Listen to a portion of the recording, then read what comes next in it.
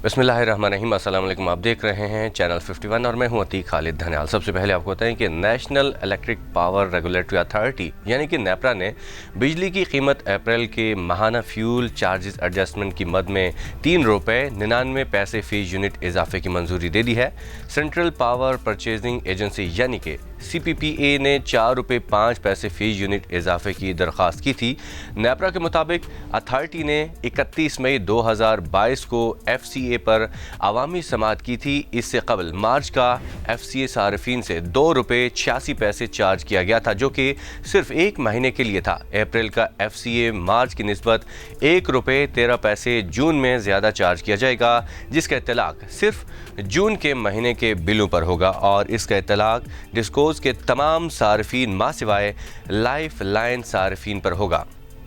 Fuel price adjustment का इत्तलाक के electric सार्फिन पर भी होगा। दूसरी जानिब मिफ्ता इस्माइल ने आवाम पर पेट्रोल बम गिराने का इशारा दे दिया है, यानी कि उनका ये कहना है कि हमने जुलाई में पेट्रोल बम गिराना है। यह आवाम को उन्होंने इशारा दिया है। पोस्ट बजट सेमिनार से खिताब के दौरान मिफ्ता इस्माइल ने बताया कि वज़ीर-ए-आज़म को कहा है कि हमें सख्त फैसले करना पड़ेंगे।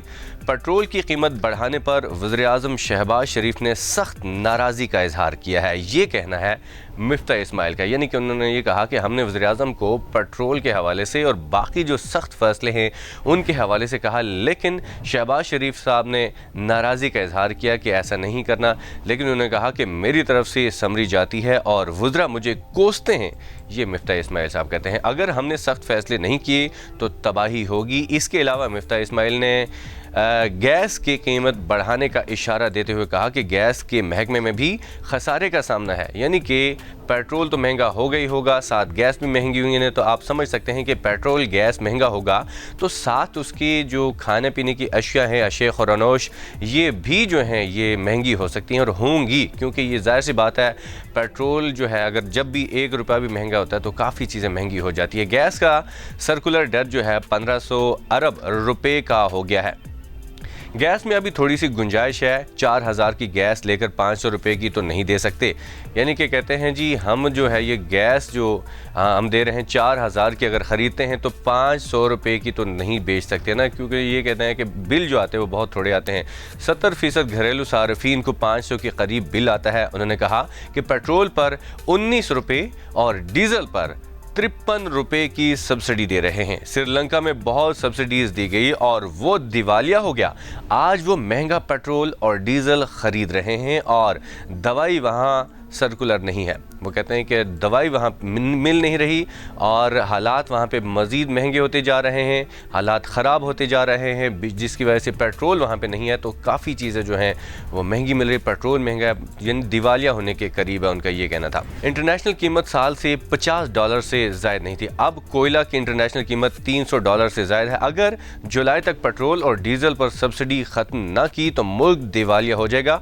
वज़ीर ख़जाना मिफ्ता इस्माइल ने कहा कि जो भी वज़ीर-ए-आज़म बनता है उसे दोस्तों के पास जाना पड़ता है। अच्छा जी, ये कहते हैं कि जो भी वज़ीर-ए-आज़म बनता है उनको दोस्तों के पास जाना पड़ता है। ज़ाहिर सी बात है जब इमरान खान साहब आए थे तब वो जब दोस्तों के पास जाते थे, वो जब पैसे लेने के लिए जाते थे, कहीं से वो कर्जा लेने के लिए जाते थे, तो वो उस वक्त आप लोग बड़ा शोर मचाते थे। आप लोग कहते थे कि ये वहाँ पे IMF के पास जाते हैं, ये पैसे मांगने के लिए जाते हैं, भीख मांगने के लिए जाते हैं। तो आप लोग उस वक्त बहुत ज़्यादा शोर करते थे, बहुत ज़्यादा तनकीद करते थे। अच्छा, महंगाई, आपने कहा कि महंगाई बहुत ज़रूरी है। महंगाई अगर करनी है तो मैं ये कह रहा हूँ, मैं मेरी तरफ से मैं ये कह रहा हूँ कि महंगाई अगर करनी है तो इमरान खान साहब महंगाई कर रहे थे कि आप उनको करने देते, क्योंकि अगर वो महंगाई कर रहे थे तो उनकी महंगाई में और आपकी महंगाई में फ़र्क यह है कि आज आवाम चीखें मार रहे हैं, आज आवाम कह रहे हैं कि हमसे हमारी बर्दाश्त से बाहर हो गई चीज़ें। तो महंगाई उनको करने देते, उनका वोट बैंक ख़राब होता, आपका वोट बैंक बहुत बेहतर हो जाता। आप अगर महंगाई ना करते या आप ना आते तो महंगाई की वजह से इमरान खान साहब का वोट बैंक ख़राब हो जाता और आप आसानी जो है हुकूमत में आ सकते थे। मिफ्ता इस्माइल कहते हैं कि जब हमें हुकूमत मिली तो कुछ माशी मसाइल मौजूद थे। मैंने कभी भी पाकिस्तान के ऐसे हालात नहीं देखे। मैं पहले भी वज़ीर ख़जाना रहा हूँ, तो जनाब मैं आपको कहता हूँ कि हालात अगर ऐसे थे तो आप नहीं आना चाहिए था। मिफ्ता इस्माइल कहते हैं कि के इलेक्ट्रिक वाले आए थे, उन्होंने कहा कि फ़लाँ के पास पैसे हैं, फ़लाँ के पास पैसे हैं। तो मिफ्ता इस्माइल कहते हैं कि मैंने कहा ये तो वही मसाइल हैं जो 4 साल पहले थे। फिर उन्होंने ये भी कहा कि 30 साल से यही मसाइल हैं। मतलब वो इस बात को मान रहे हैं कि 30 साल से अगर ये हालात थे तो पिछले 30 साल हुकूमत किसकी थी जनाब? आप ये बता सकते हैं कि पिछले जो 30 साल गुजर चुके हैं वो 30 साल में आप लोगों की हुकूमत थी। कभी आप लोग आते थे, कभी जरदारी साहब आते थे, तो ये हुकूमत आप लोगों की थी, तो आप लोगों ने हालात किए हैं। इसका मतलब आप लोग मान चुके हैं कि ये हालात 30 साल पहले के जो थे वो पहले ही ख़राब थे, वो फिर आप लोग ही थे। इमरान खान साहब अब हैं, उनको 3 साल हुए।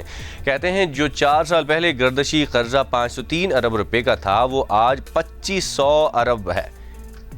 ये वो कहते हैं जी। हम साल 500 अरब रुपए का गर्दशी कर्जा बढ़ाकर 1100 अरब की सब्सिडी और 500 अरब रुपए का गर्दशी कर्जा था। मिफ्ताह इस्माइल ने कहा कि 1600 अरब रुपया पाकिस्तान के आवाम की जेब से ही निकलता है। जाहिर सी बात है, आवाम जो टैक्स देती है तो आवाम की जेब से ही निकलेगा। तो ये आवाम को जो टैक्स देते हैं उसका उनको पेट्रोल सस्ता मिलना चाहिए और उसके अलावा तमाम चीज़ें सस्ती मिलनी चाहिए।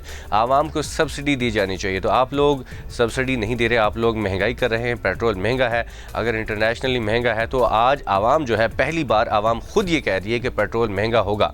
यानी कि आवाम को ये इतना शऊर आ चुका है कि अगर पेट्रोल महंगा हो रहा है तो आवाम को पता चल चुका है कि ये इंटरनेशनली है।